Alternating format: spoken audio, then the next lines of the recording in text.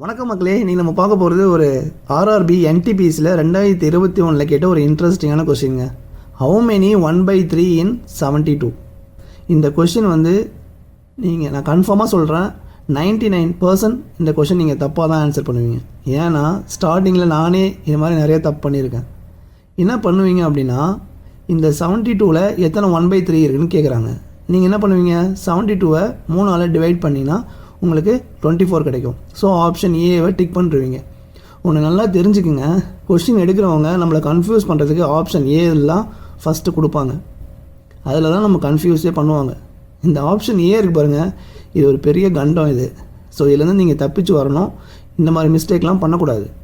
இதை எப்படி நீங்கள் இந்த சென்டென்ஸை மேத்தமெட்டிக்கல் ஃபார்மில் எழுதணும்னா 72 டிவைடட் பை 1/3 இப்படி தான் நீங்கள் எழுதணும். இப்போ நெக்ஸ்ட் ஸ்டெப் என்ன வரும்னா 72 டிவைடட் பை 1/3 வருமா. இப்போது இந்த 1/3 மேலே நியூமினேட்டரில் போச்சுன்னா ரெசிப்ரோக்கலாக மாறிடும். 72 இன்ட்டு ரெசிப்ரோக்கலாக மாறும்போது 3/1 மாறிடும்.